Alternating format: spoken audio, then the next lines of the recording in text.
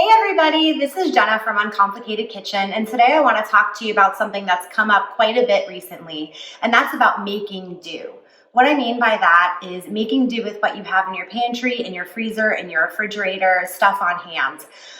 These days, we don't really want to run to the store if we don't absolutely have to.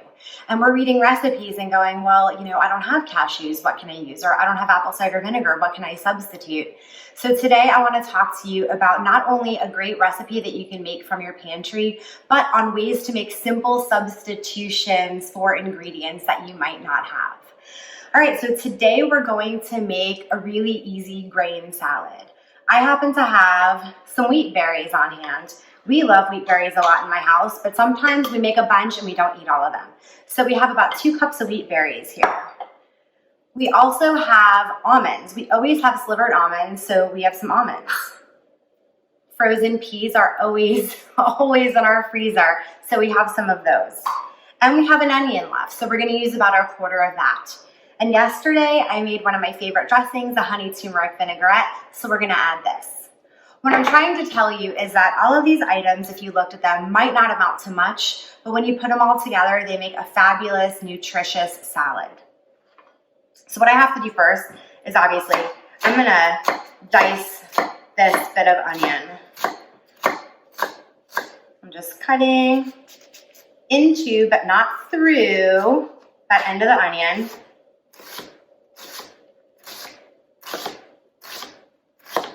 I want about this much.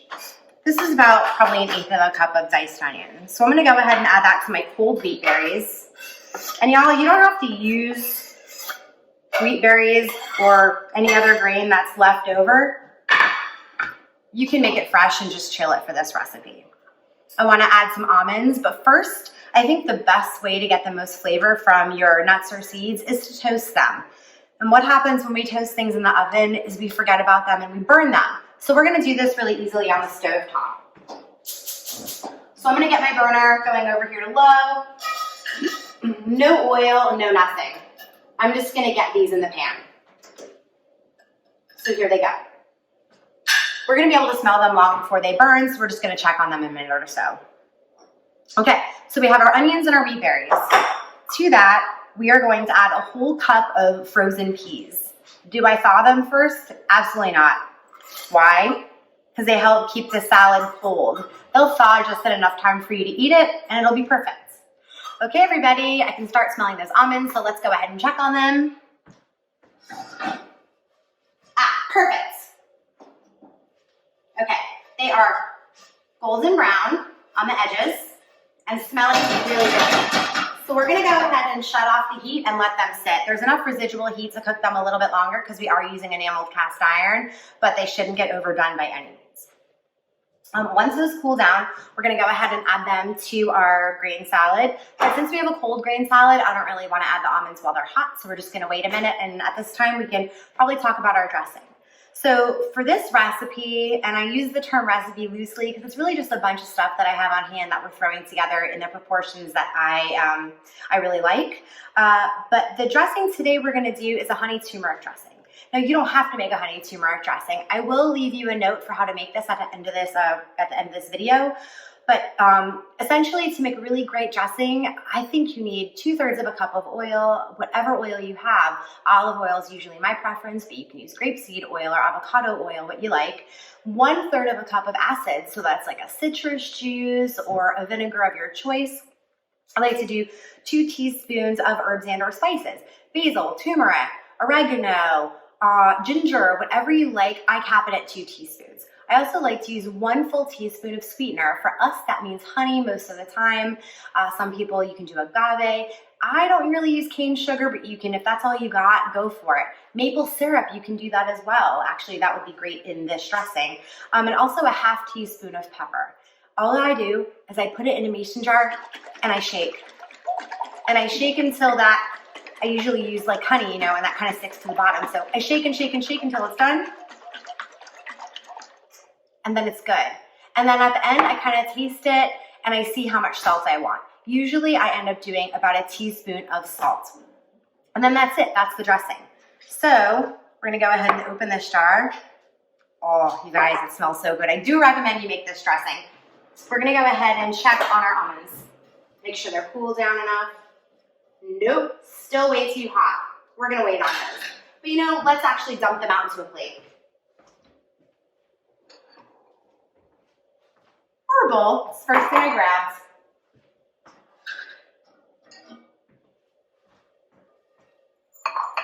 They'll cool down much quicker if they're not sitting in hot cast iron. So there we go. So probably see, can you see? Maybe not, but these almonds are perfect.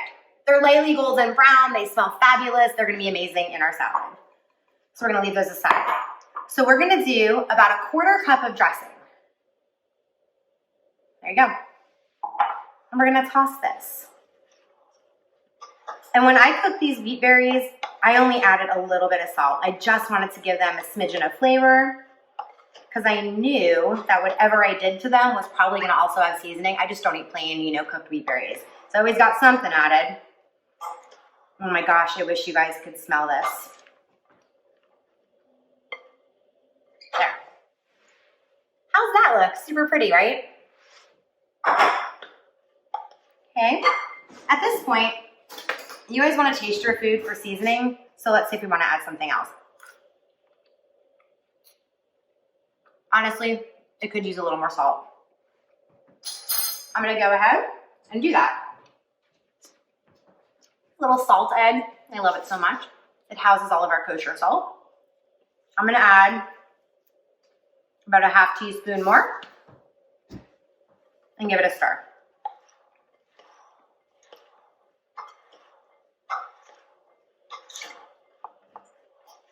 Stir really, really well.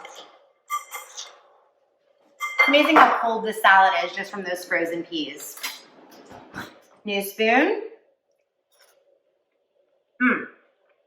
Okay. At this point, the almonds are cool enough to add. We're gonna add those in. And stir.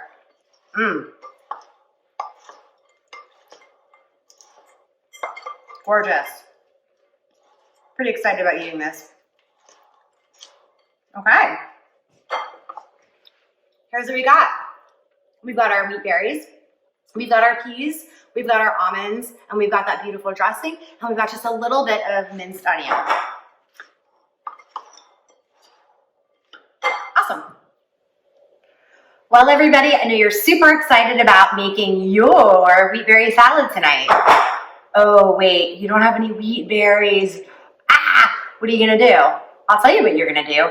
I bet you do have some quinoa or some cute little pasta shape, maybe even some barley.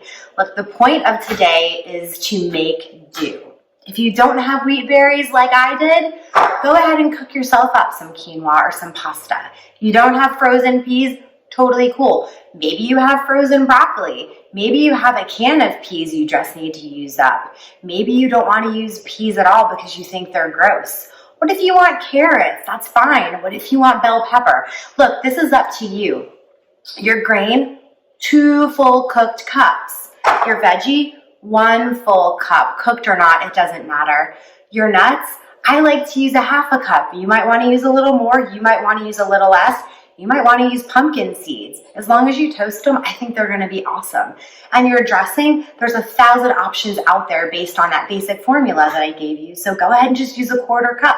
Test it for salt, test it for pepper, and see where you are. And I bet you're going to love it. And the cool thing about this is you've got so much great nutrition right here, but it's also a perfect side dish. You want to make some grilled chicken if you've got that around? Cool. You like salmon? Awesome. You want to do a block of tofu? It's up to you. You can kind of do whatever you want. And I think that's the beauty of understanding how to make do, because we might be not going to the store today for one reason, but I gotta tell you, a lot of the times I'm just feeling a little bit lazy and I'm like, ugh, what do I have in my fridge? What do I have in my pantry? And you know what? You make something based on that. So I hope you guys have learned something fabulous today about how to create your own recipes based on what you have. And if you do have any questions and are like, Jenna, I've only got blueberries and cocoa powder in my house, what can I make? I'm happy to help you. You can go ahead and email me at jenna@uncomplicatedkitchen.org, and I'll see what kind of crazy recipes we can craft based on what you've got in your house. So I hope you've enjoyed this today, and I hope to see you soon. Take it easy and be well. Bye, guys.